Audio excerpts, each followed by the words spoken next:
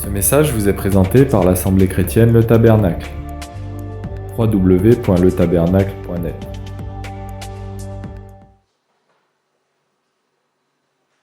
Il y a un sujet sur lequel je vais revenir pour tenter d'expliquer, je dis bien tenter d'expliquer, ce que nous avons entendu les dimanches précédents. Ça concerne ce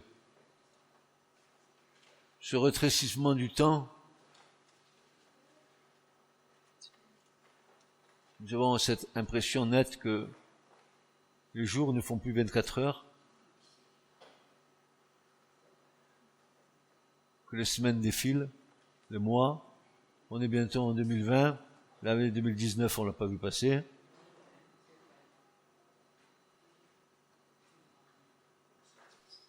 Et ce rétrécissement du temps, quand on analyse bien, on s'aperçoit que le monde, il a accéléré sa domination sur l'esprit du monde, sur les hommes, et on ne s'est pas rendu compte que la société est devenue de plus en plus exigeante au niveau des démarches. Vous avez vu, c'est difficile maintenant de faire une démarche administrative. Et donc il faut aller là, il faut aller là, il faut aller là, il faut aller là, il faut aller là, il faut aller là. Il est passé par ici, il est passé par là-bas. Et tout d'un coup, la journée s'est résumée en une peau de chagrin où j'ai passé mon temps plus dans un activisme terrestre qui a dilapidé mon temps. J'ai essayé de comprendre, et l'explication est juste. J'ai essayé de comprendre cette chose, c'est que si la société, elle a fait en sorte de plus nous dominer, de plus exercer sur nous ce pouvoir-là, c'est que de l'autre côté, si ma journée est rétrécie par mes activités terrestres, ça veut dire que mon temps spirituel aussi, je l'ai rétréci. Avons-nous le droit de rétrécir le temps que nous devons donner à Dieu?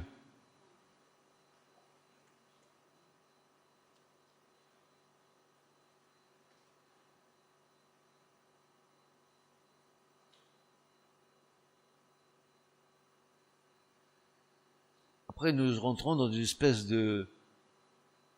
d'organisation personnelle dans laquelle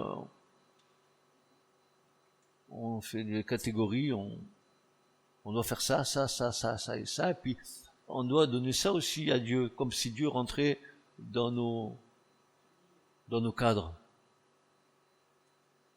Je rappelle que, et c'est pas sans vous étonner, que le premier commandement, c'est d'aimer Dieu de tout ton cœur, de toute ta force, de toute ton âme. Que le temps que tu dilapides, c'est pas le temps que tu donnes à Dieu. Alors vous me direz, mais alors comment faire?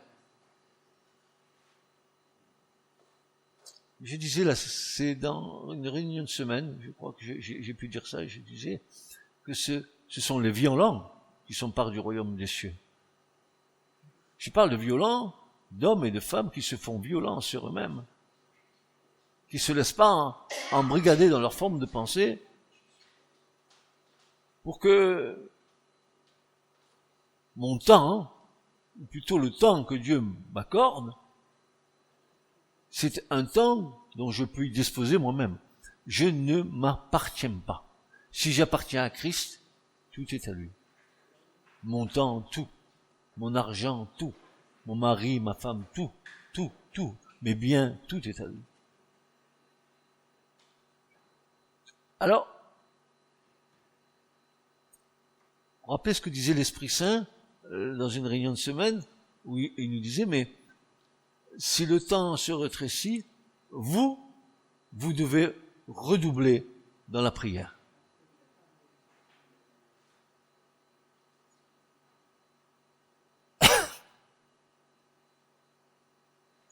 Et puis il y avait aussi cette pensée de l'Esprit qui était forte.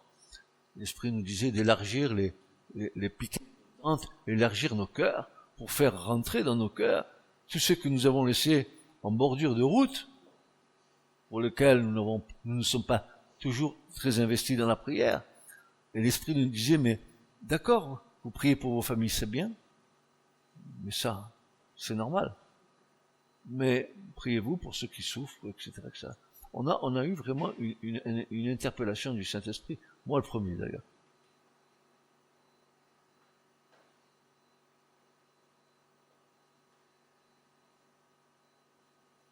Alors, le temps se raccourcit. Il nous faut redoubler dans la prière. Alors, je pose cette question ce matin. Quelle doit être notre marche?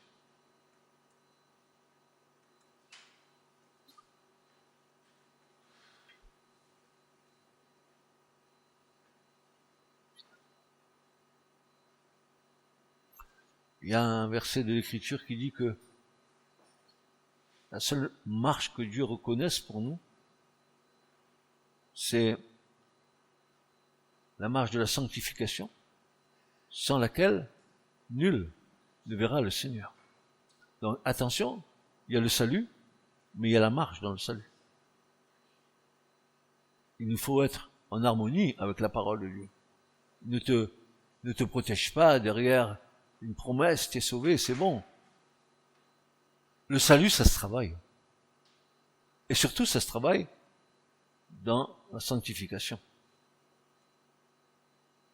Donc, dans ces temps de la fin, c'est ce chemin que nous avons commencé au départ de notre conversion et qu'il nous faut garder à tout prix, jusqu'au bout.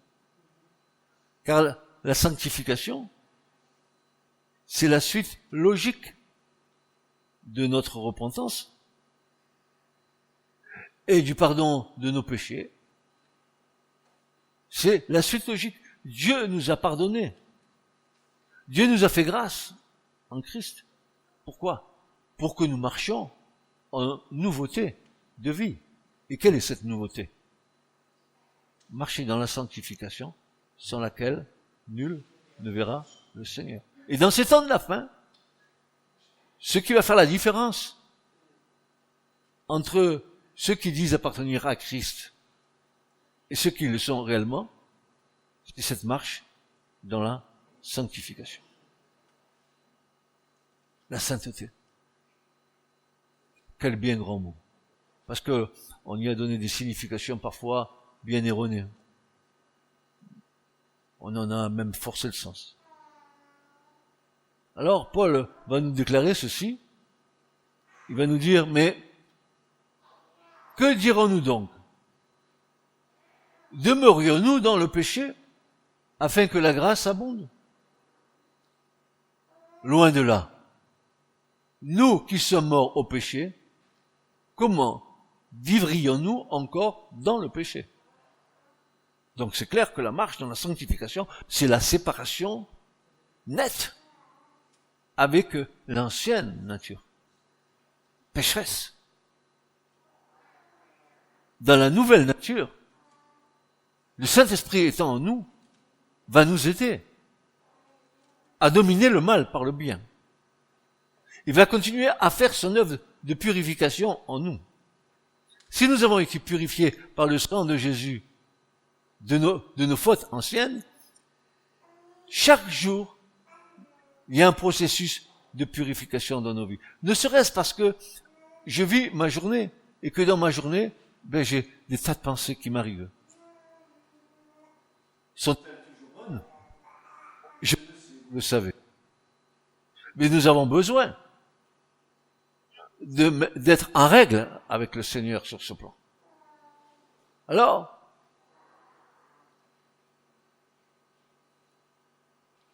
pourquoi la sanctification? Pourquoi Dieu nous appelle à marcher dans la sanctification, de laquelle il dit que nul ne pourra le voir si nous n'avons pas emprunté ce chemin? C'est parce que c'est simple. C'est parce que c'est la volonté de Dieu pour ceux qui lui appartiennent. C'est la volonté de Dieu que toi et moi nous marchions dans la sanctification, dans la sainteté. Serait-il possible? Car après avoir été lavé et purifié de notre vaine manière de vivre que nous avons eue, où le sang de Jésus est venu nous laver et nous purifier, que dans la nouvelle vie nous continuions à un micmac.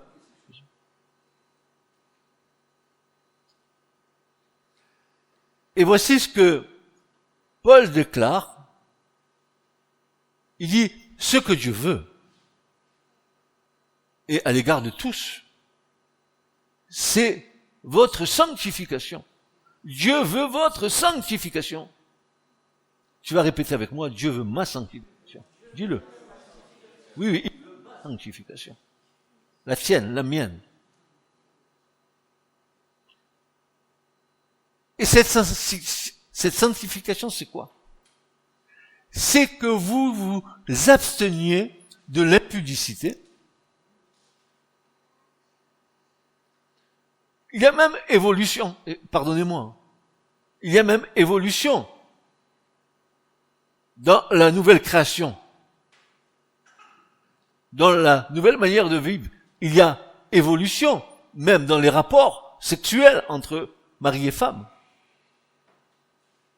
où la sainteté va nous amener dans un rapport entre hommes et femmes à un vrai amour, et non pas un amour bestial.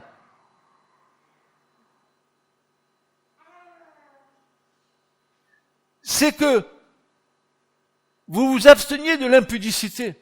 Un impudique, c'est qui? C'est quelqu'un qui peut se montrer dans n'importe quel type de...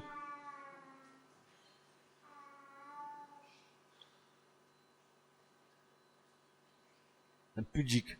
On en voit des gens qui dans la rue, ils ont le pantalon baissé ou... Et l'impudicité, aujourd'hui, frères et sœurs, elle est au grand jour. Il n'y a qu'à voir les femmes dans la rue. Et par là même dans l'église. Et c'est pour ça que je parle de sanctification, de sainteté. Et que je dis que c'est pas possible qu'après avoir connu Christ, après avoir connu l'œuvre de la croix, après avoir été pardonné, purifié, etc., que nous continuions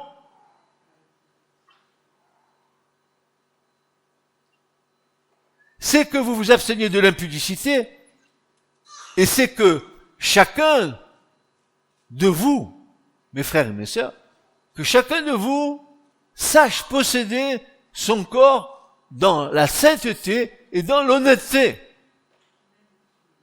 Ton corps, c'est pas un bidule avec lequel tu trafiques. Dès que tu as rencontré le Seigneur, il va falloir que de nobles sentiments sont en toi, que tu respectes l'œuvre que Dieu a fait en toi.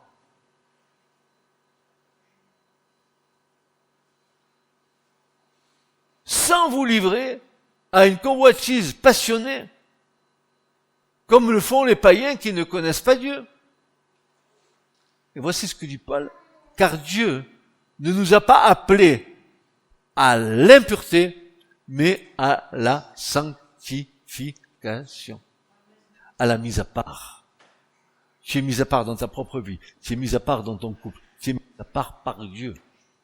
Et tu ne vis pas avec Dieu selon les critères de l'ancien monde, tu vis avec Dieu avec les critères du nouveau monde, du royaume des cieux, où tout est saint et pur, où nul impur n'y rentre.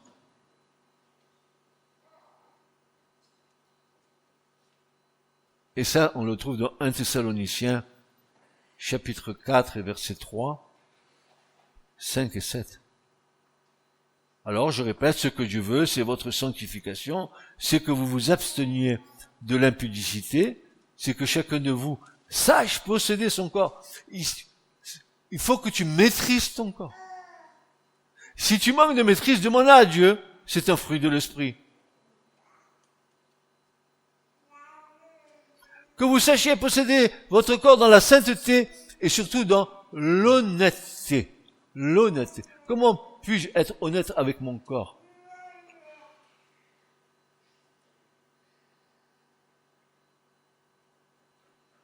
Je livre pas mon corps à la débauche.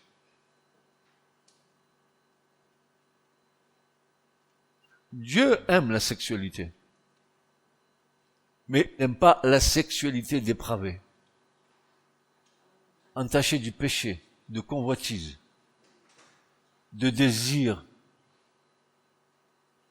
qui ne sont pas des désirs qui viennent de Dieu. Tu respectes ta femme. Femme, tu respectes ton homme. Ça vous empêche pas de vous aimer.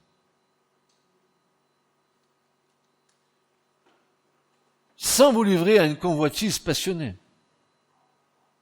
Comme le font les païens qui ne connaissent pas Dieu, car Dieu ne nous a pas appelés à l'impureté, mais à la sanctification.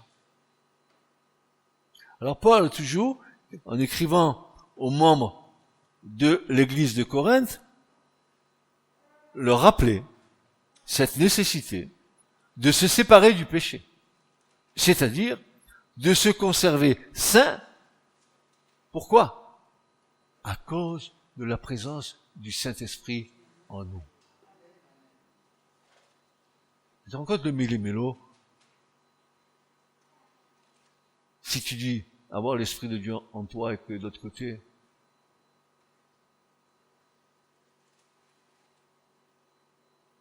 voilà ce que Paul va dire.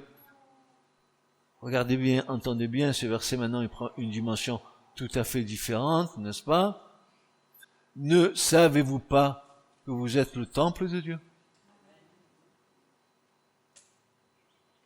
Et ne savez-vous pas que l'Esprit de Dieu habite en vous? Si quelqu'un détruit le temple de Dieu, c'est-à-dire si quelqu'un le corrompt, et Israël se corrompait avec toutes sortes d'idoles, il sacrifiait aux démons, il faisait de la sexualité démoniaque.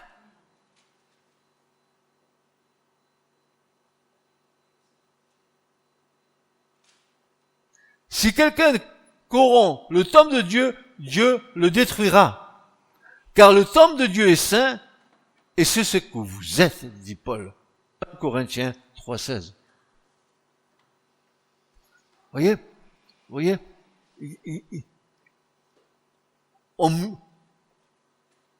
c'est pas, la foi, c'est pas une table de mixage.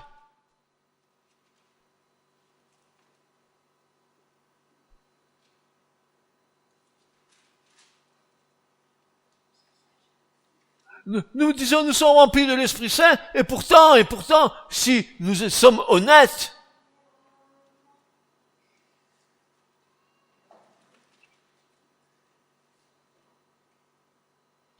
commence à te respecter, et tu respecteras l'autre. Commence à t'aimer, et tu aimeras l'autre.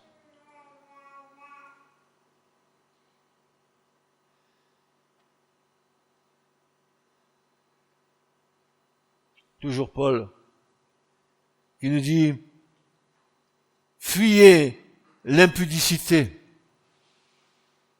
Quel autre péché qu'un homme commette, ce péché est hors du corps. Mais celui qui se livre à l'impudicité, il pêche contre son propre corps.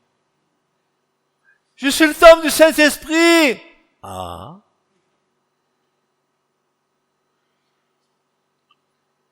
Et ne savez-vous pas que votre corps est le temple du Saint-Esprit, qui est en vous, que vous avez reçu de Dieu, et que vous ne vous appartenez point à vous-même? À qui appartenez-vous? À qui? À qui? À Christ.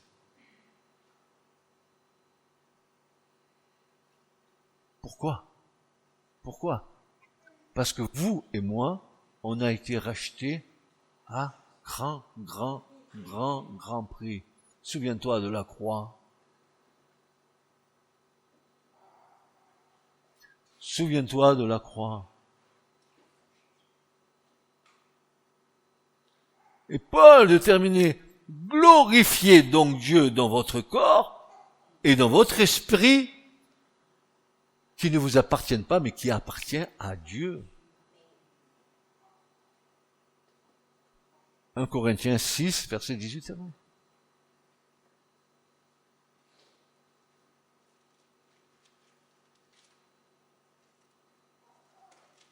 Alors, si quelqu'un au milieu de nous, et je souhaite que tous vous soyez dans cet état d'esprit, voici ce que dit l'Écriture, il dit, si donc quelqu'un ou quelqu'une se conserve pur,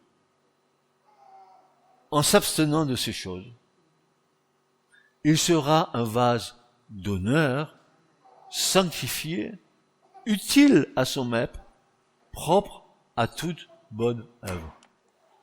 Si donc quelqu'un se conserve pur, en s'abstenant de ces choses, il sera un vase d'honneur, sanctifié, utile à son maître, propre à toute bonne œuvre. 2 Timothée 2, 21.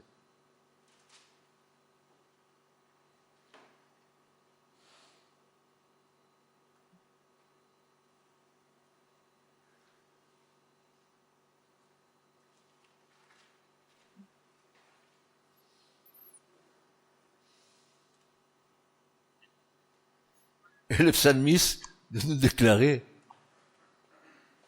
ô Éternel, tes témoignages sont entièrement véritables. La sainteté, ô Éternel, convient à ta maison pour toute la durée des temps. Psaume 93, verset 5. Il ne rentrera rien d'impur dans le royaume de Dieu. Rien. Pourquoi le Saint-Esprit nous a été donné, frères et sœurs? Vous vous rappelez ce que l'Écriture nous enseigne? Faut-il nous rappeler ces choses-là?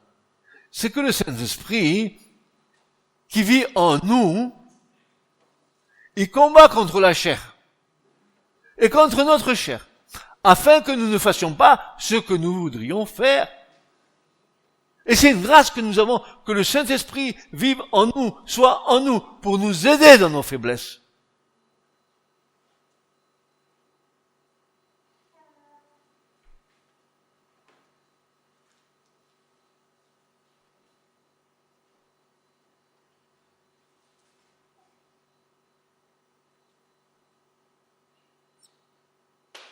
L'Esprit de Dieu rendant en notre esprit témoignage que nous sommes enfants de Dieu.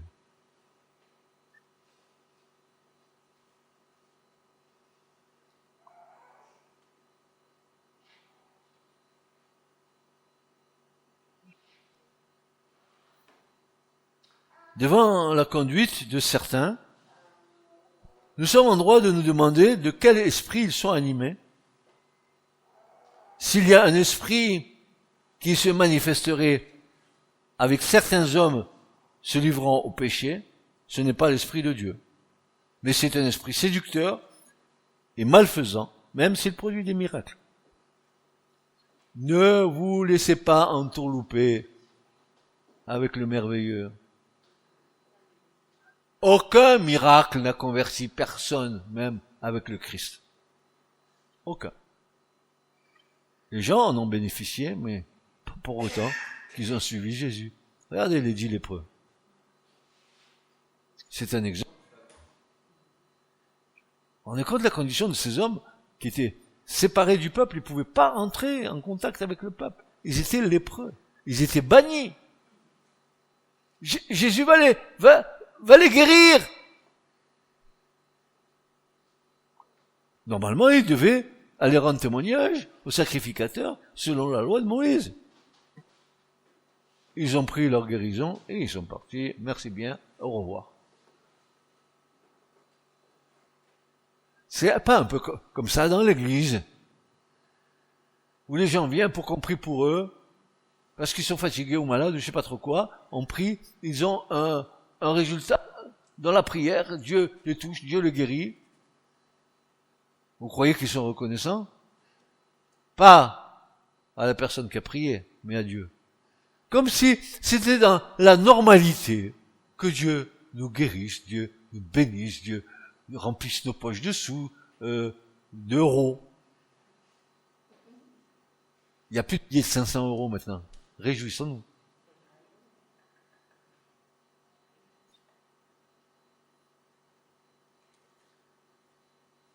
Les hommes de Dieu, les femmes de Dieu, remplis du Saint-Esprit, sont reconnaissables aux fruits qu'ils portent.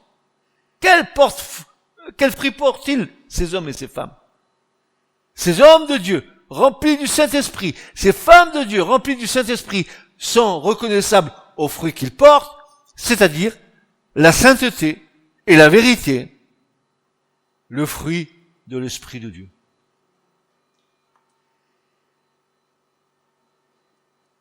Ils sont consacrés. Mélo, yad, en hébreu. Quand vous voyez, consécration, c'est que Dieu a rempli le serviteur, il a rempli de ses mains du service de l'Éternel.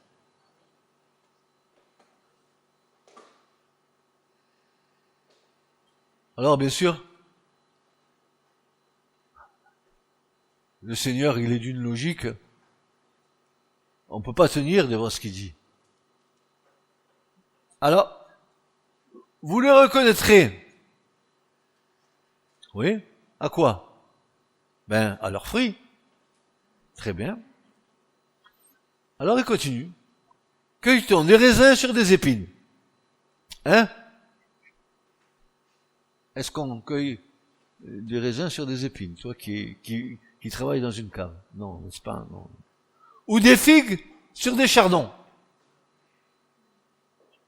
Tout bon arbre porte de beaux fruits.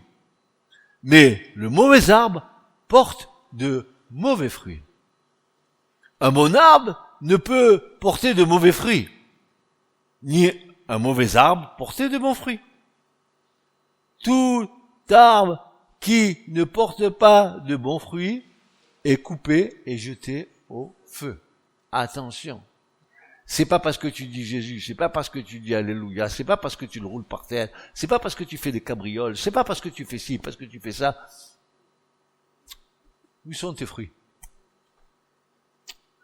Tes fruits. Où sont-ils? Et Jésus va leur dire, mais c'est à leurs fruits que vous les reconnaîtrez. Ah. C'est pas que je vais t'enfler la tête avec des versets bibliques. C'est pas que non. C'est que tu puisses me trouver là au moment où tu en as besoin, que tu puisses. Ça, c'est un fruit. Que tu puisses tendre la main, que tu puisses secourir, que tu puisses bénir. Pas seulement blablabla, ce que ta main droite fait, que ta main gauche l'ignore. Ainsi tu seras agréable au Seigneur.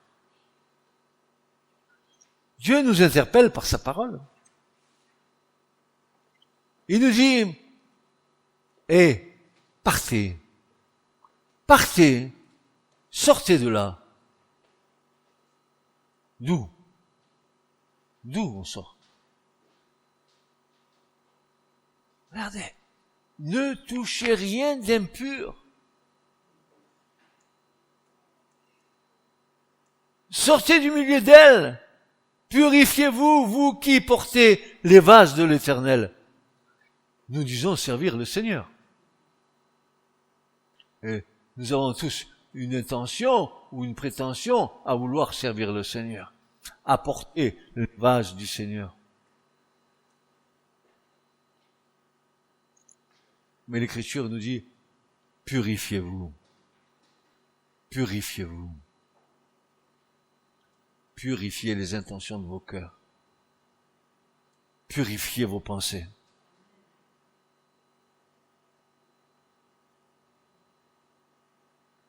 Si donc quelqu'un se conserve pur, en s'abstenant de ces choses, il sera un vase d'honneur, sanctifié, utile à son maître, propre à toute bonne œuvre. Et voici ce que l'Écriture nous déclare, parce que c'est le chemin que nous devons emprunter jusqu'à la fin. Il n'y a pas d'échappatoire dans ce chemin. Depuis que nous avons commencé notre vie avec le Seigneur, le chemin que nous avons dû emprunter, c'est le chemin de la sainteté. Tu ne peux pas suivre le Seigneur en mélangeant les choses du monde avec les choses de Dieu.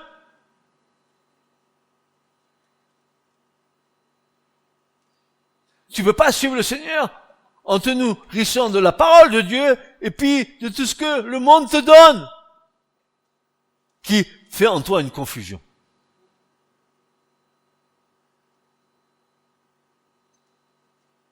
Ne vous mettez pas avec les infidèles sous un joug étranger. Tu sais, tous tes amis, tous mes amis qui sont pas au Seigneur, c'est des potes d'enfance, comme on dit. Ah ouais, ils sont sympas, ils sont gentils. D'accord, ils n'ont pas le Seigneur. Et quand tu es avec eux, tu es obligé d'entendre leur ânerie concernant le Christ ou la religion ou la foi.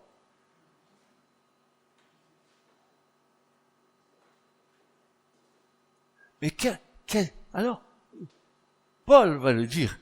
Il va dire ceci. Quel rapport y a-t-il? Dites-moi quel rapport il y a entre la justice et l'iniquité. Qu'y a-t-il de commun entre la lumière et les ténèbres? Quel accord y a-t-il entre Christ et Bélial et Satan? Ou quelle part a le fidèle avec l'infidèle? Quel rapport y a-t-il entre le temple de Dieu et les idoles de ce monde? Ah Johnny, ah ouais. Les temples avec l'idole remplis de centaines de milliers de personnes pour voir un abruti camé, violeur, pourri, que bientôt peut-être on va l'enterrer là-bas au Panthéon, avec les gens nobles. Mais qu'est-ce qu'il faut sur cette terre pour être un homme bien? Être le plus pourri qui soit?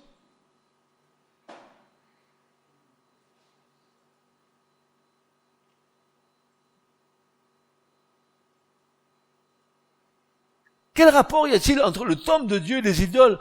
Car nous sommes le temple du Dieu vivant.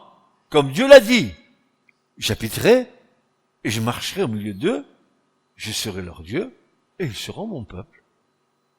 C'est pourquoi, dit le Seigneur, sortez du milieu d'eux. Pas de compromis. Pas de compromis, pas amitié, parce que c'est des amis. La lumière, c'est la lumière, et les ténèbres, c'est les ténèbres. Il n'y a rien à voir entre les deux. Ouais, mais il faut les aimer. Je sais qui vous a dit de ne pas les aimer.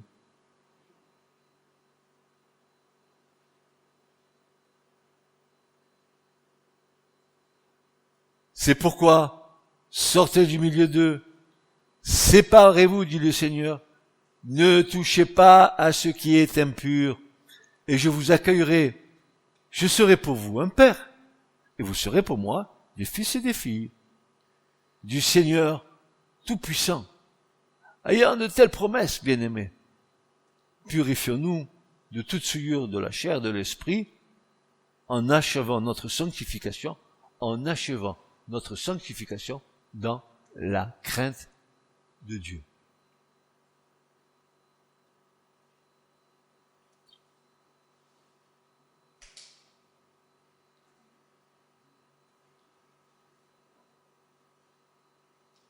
Je vous rappelle la sanctification ou la sainteté sans laquelle nul ne verra le Seigneur.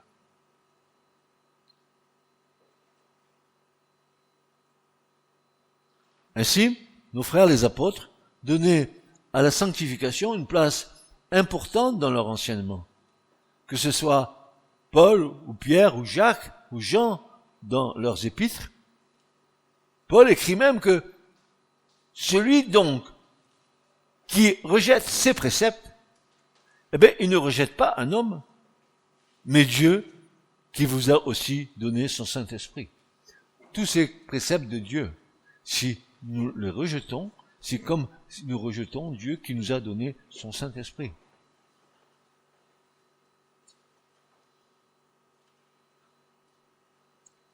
Qu'est-ce que c'est que le christianisme?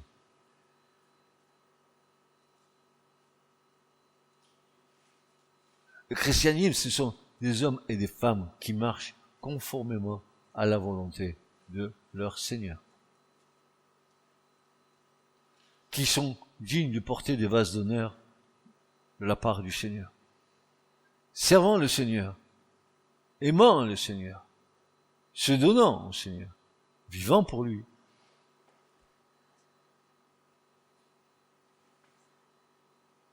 L'importance de la sanctification est soulignée par le fait que c'est la volonté de Dieu à notre égard et que sans elle, personne ne verra le Seigneur. Personne. Je vous signale au passage que l'Écriture dit que rien d'impur ne rentrera dans le royaume des cieux. Rien. Nous avons donc intérêt à prendre notre paquet et de le laisser aux pieds du Seigneur.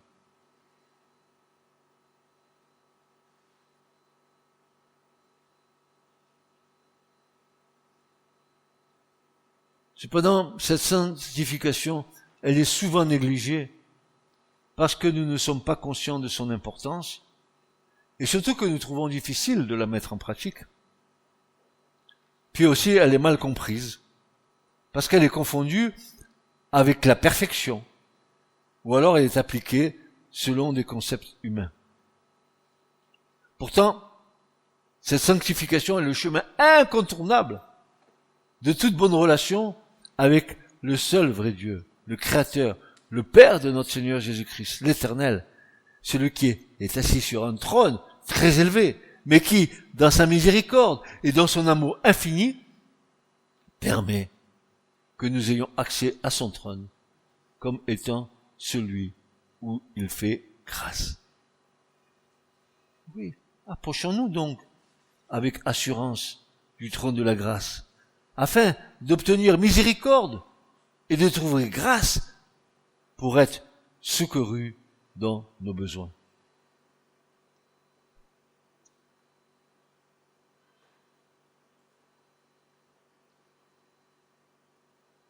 Et nous croyons que peut-être que cette question de sanctification, c'est uniquement pour l'alliance renouvelée, la nouvelle alliance, puisque Jésus est venu. Est-ce que nous retrouvons ces choses dans l'ancienne? Mais bien sûr que oui. Mais bien sûr. Le nouveau l'aurait pas dit si l'ancien l'avait pas dit. Ça c'est clair.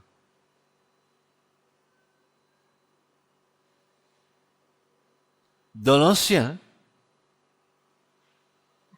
comme dans le Nouveau Testament, nous retrouvons les conditions indispensables pour une réelle communion avec le Seigneur.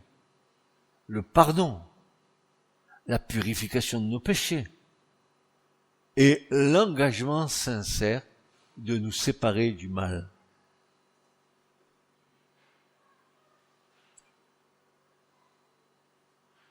C'est pourquoi sortez du milieu d'eux, séparez-vous, dit le Seigneur.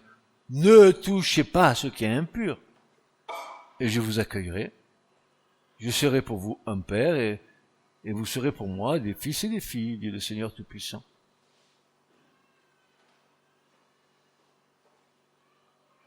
La sanctification, selon la pensée divine, selon Dieu lui-même,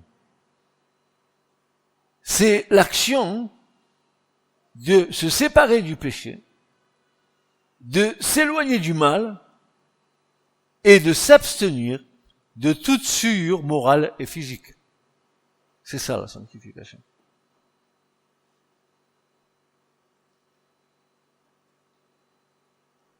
Souvenez-vous de ce que le Seigneur disait. Vous serez saints, car je suis saint.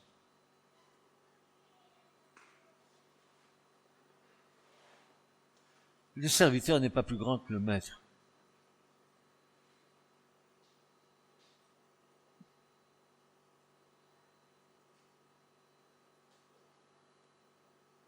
En lisant les ordonnances de la loi de Moïse sur la pureté, nous voyons que Dieu, l'Éternel, y attache une importance fondamentale. Par exemple, il va dire ceci: vous éloignerez les enfants d'Israël de leur impureté, de peur qu'ils ne meurent à cause de leur impureté, s'ils souillent mon tabernacle qui est au milieu d'eux. Imaginez ce que Dieu dit. Éloignez les enfants d'Israël de leur impureté, de peur qu'ils ne meurent à cause de leur impureté, s'ils souillent mon tabernacle qui est au milieu d'eux. Imaginez le nombre de personnes qui pourraient venir dans l'église et qui souillent l'église de leur impureté.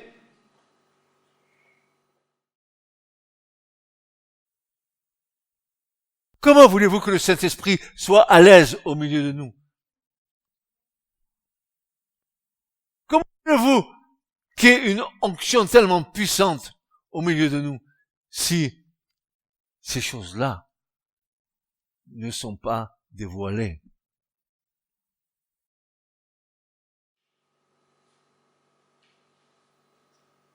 Le Seigneur rappelle à son peuple la nécessité d'être saint, c'est-à-dire de se séparer du péché et de ce qui est impur.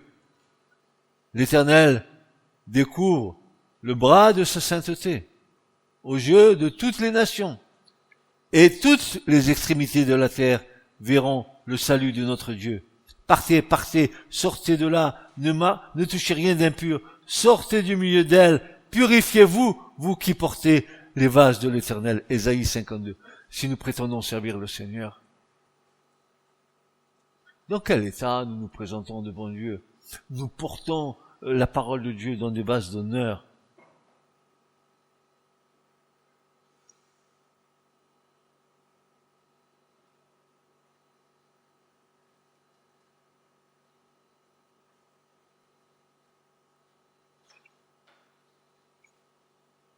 Que d'années, que de marches avec Dieu, que d'erreurs aussi, pour en arriver là.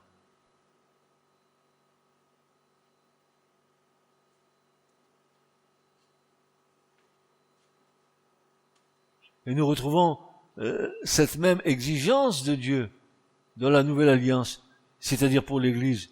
Ne vous mettez pas avec les infidèles. Quel accord y a-t-il entre Christ et Bélial? Quel rapport y a-t-il entre le temple de Dieu et les idoles? C'est exactement la même chose pour l'Église. Exactement la même chose pour l'Église. Faisons attention de ne pas porter au milieu de nous le fruit de nos inconséquences.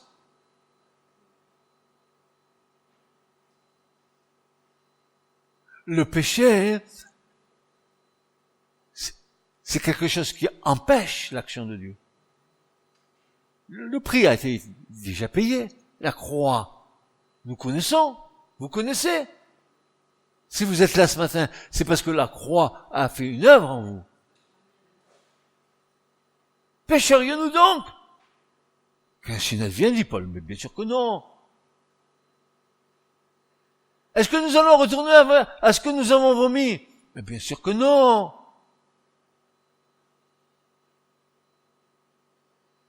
Est-ce que je pécherai avec mon corps? Bien sûr que non. Mais est-ce que je pécherai avec mon esprit? Avec mes pensées? Ça se voit pas, hein? C'est caché. On joue à cache-cache avec ça.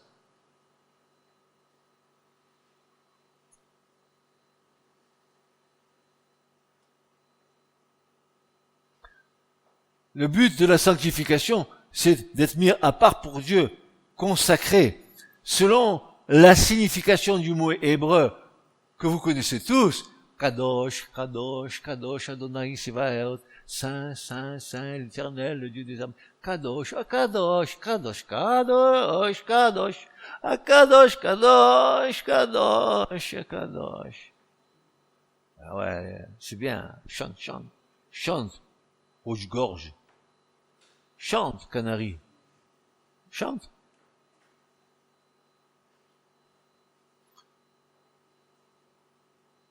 Une des premières actions de Dieu envers nous, c'est de nous mettre à part pour lui. Comment? En nous séparant du péché.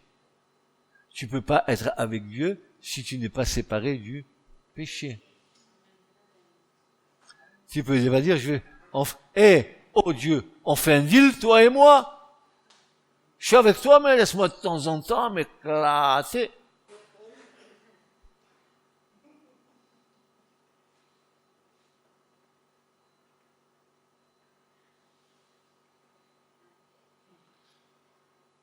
Vous êtes convertis à Dieu. Comment? En abandonnant les idoles pour servir le Dieu vivant et vrai et pour attendre des cieux son Fils qu'il a ressuscité des morts. Qui? Jésus. Quoi? Eh ben, qui nous délivre de la colère à venir. Hein? Oh, il va y avoir une colère. Le Seigneur est en colère. Il m'a pas dit qu'il était doux et humble de cœur. Il va se mettre en colère. Il va taper sur la table. Il va dire, ça suffit de jouer avec moi.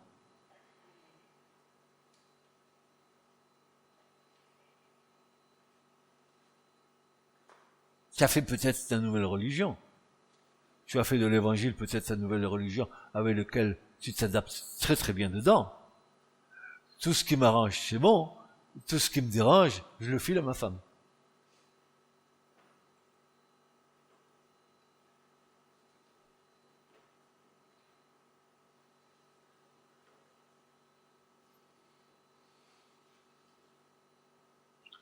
Le mot sanctification donne souvent lieu à un malentendu, car nous le confondons avec la perfection ou une parfaite sainteté. La perfection, c'est la qualité de Dieu lui-même. Dieu est parfait dans toute sa nature, c'est-à-dire sa sainteté, sa justice, sa bonté, sa miséricorde, sa patience, sa compassion et son amour envers nous. Car Dieu est lumière et il n'y a point de ténèbres en lui.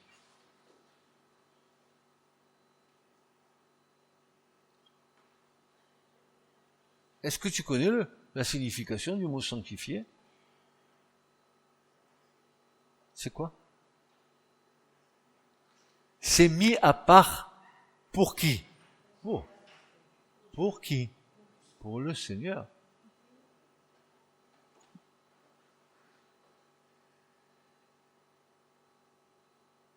Dès le début de notre conversion, Dieu nous sanctifie. Il nous met à part. Pourquoi faire? Pour être un peuple qui lui appartienne, afin que nous devenions participants de la nature divine. Comment? Pourquoi? En fuyant la corruption qui existe dans le monde par la convoitise. La convoitise des yeux. Connaissez Jacques? Comment le péché vient? Comment il commence à enfanter dans un cœur? Vous allez voir le processus. C'est comme une pompe que tu amorces.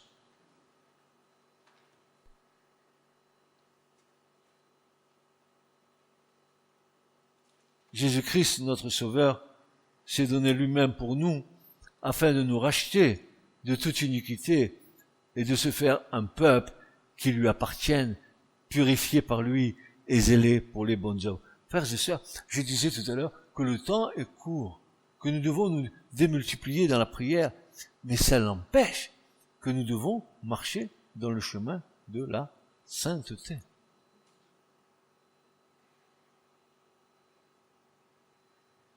De la consécration, du don de soi.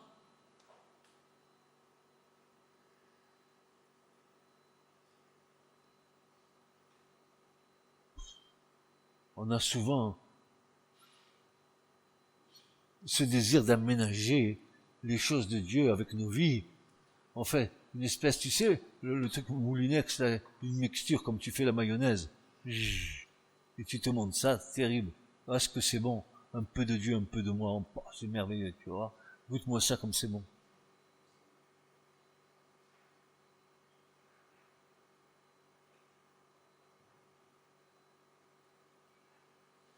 Pour nous, frères, bien-aimés du Seigneur, nous devons, à votre sujet, rendre continuellement grâce à Dieu, parce que Dieu vous a choisi dès le commencement pour le salut.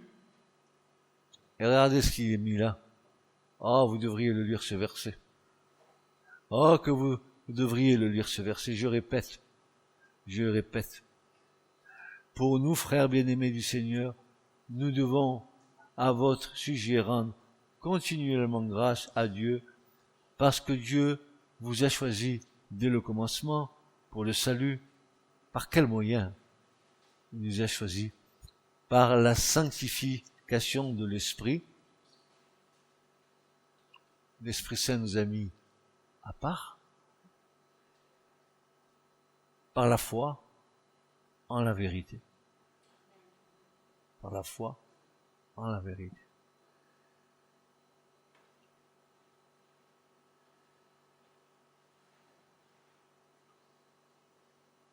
Ainsi, la sanctification de l'Esprit s'opère de deux façons, en nous mettant à part dès le jour de notre conversion à Dieu, comme un peuple qui lui appartient, qui va le servir et qui va l'honorer. Et deuxièmement, en œuvrant en nous chaque jour par sa présence, produisons son fruit dans notre vie. Qu'est-ce que le Seigneur a dit de ses disciples? Êtes-vous des disciples du Seigneur? Est-ce que le oui est unanime? Êtes-vous des disciples du Seigneur? Ouais, ok, amen. Ok, amen. Suivez-vous l'agneau partout où il va? Amen, amen, amen, amen, amen. Tout ça c'est bien beau, hein.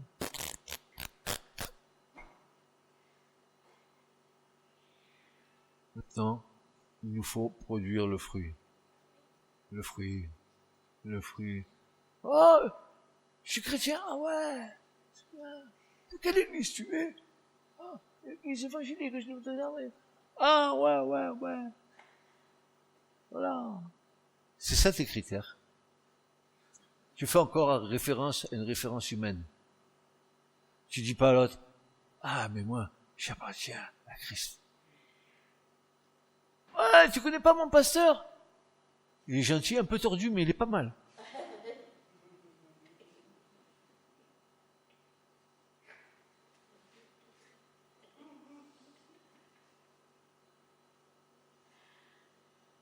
Viens chez nous, viens à notre église, tu vois. On s'éclate. Tu t'éclates? Qu'est-ce que c'est, la boîte de nuit dans ton église ou quoi? C'est la bamboula. Tu sais pas que s'il y a la présence de Dieu, tu t'éclates pas, tout le monde est par terre à genoux. Hein. C'est ça que ça veut dire s'éclater, quoi. Ah ouais, tu fais des pirouettes. Tu fais de la gymnastique dans l'église.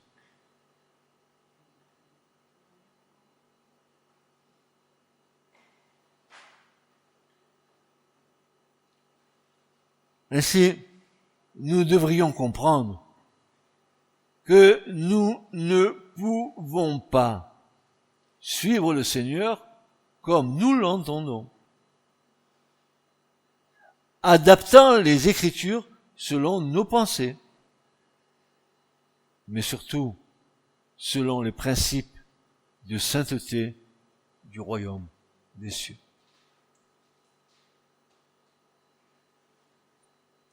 Pourquoi on prêche pas la sanctification? Pourquoi on ne dit pas au peuple de Dieu que c'est le seul chemin qui nous ouvre la porte du royaume?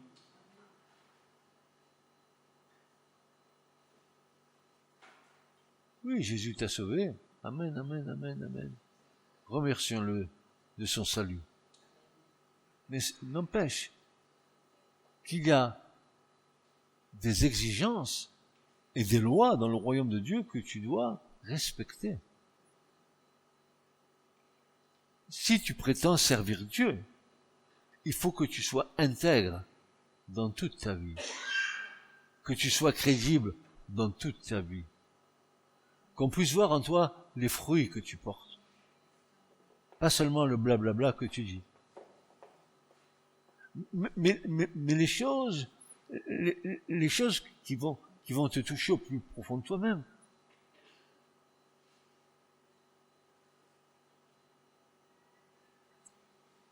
La sanctification sans laquelle nul, ni vous, ni moi, ne pourront voir le Seigneur.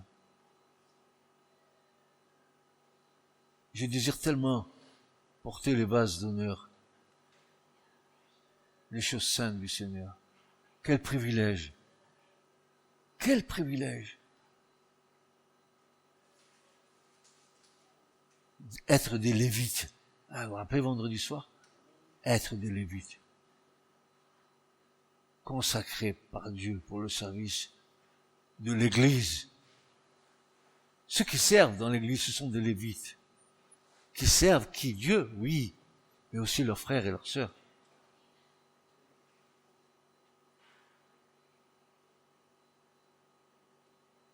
Ainsi que ce matin, nous puissions prendre conscience de qui nous sommes réellement.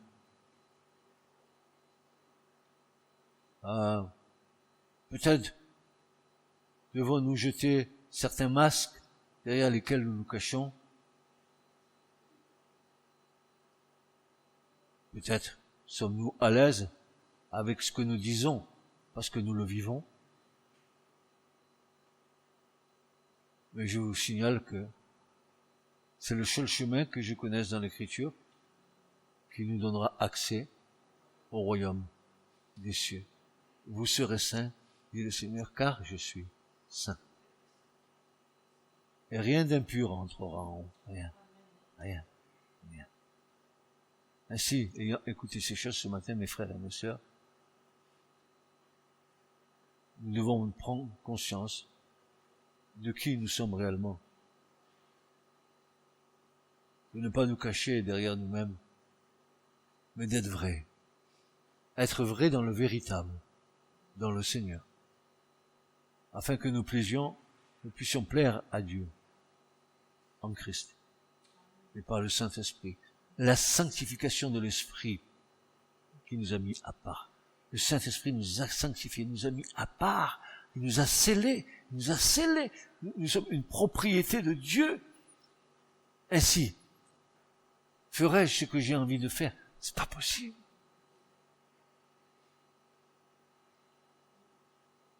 Vous croyez que les Lévites, ils servaient, ils arrivaient le matin, je suis en retard. Le réveil, il a pas sonné. Hein.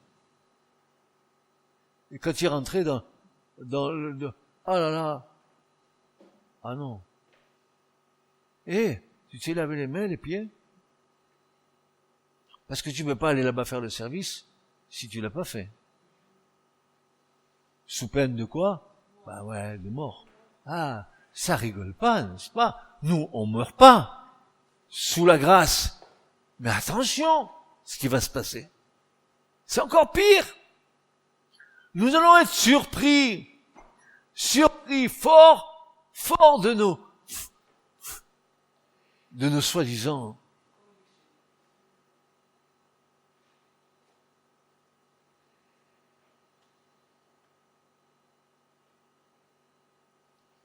Je prie le Seigneur ce matin qu'il me donne un regard vrai sur moi-même. Que je me fasse pas trop d'illusions de qui je suis. Je ne suis acceptable et vous n'êtes acceptable qu'en Christ. Et Christ seul. Vous êtes tous différents, des visages différents, des beautés différentes. C'est pas ce qui compte. C'est ton cœur. Ainsi que le Seigneur nous aide. Parce que le temps est difficile. Ne lâchez jamais ce chemin. Parce que Mais quelle agression du diable dans ces derniers temps. Vous comprenez pas ce qui se passe. C'est liberticide. On a apporté la liberté au plus haut degré. Tout le monde peut faire ce qu'il a envie de faire. On s'est affranchi de toute règle morale. Encore quand il y avait une moralité, ça pouvait aller. Nos parents, ils étaient peut-être pas croyants comme nous le sommes, mais ils avaient une moralité qu'ils avaient héritée du christianisme des siècles précédents. Bon, ils n'étaient pas terribles, mais il y avait une marche, une discipline. Qu'aujourd'hui, il n'y a plus. On respectait les parents. On respectait les anciens. On avait à l'égard des gens une politesse. Aujourd'hui, tout ça s'est foutu par terre. Les enfants, ils règnent dans les maisons. C'est plus les parents qui règnent. C'est les enfants. Ils font ce qu'ils veulent. Tout a été inversé. Tout le plan de Dieu, à partir du moment où Adam et Ève ont péché, ils ont délégué à Satan ce pouvoir que Dieu leur avait donné de régner sur la terre. Et par rapport au péché, l'autre il s'en est saisi. Et aujourd'hui, voilà où nous en sommes arrivés. N'oubliez jamais ce que le Seigneur a dit, que ce monde gît sous la puissance du prince de ce monde, de Satan. Ne l'oubliez jamais. Où que vous alliez, dans quel endroit que vous mettiez les pieds, faites attention.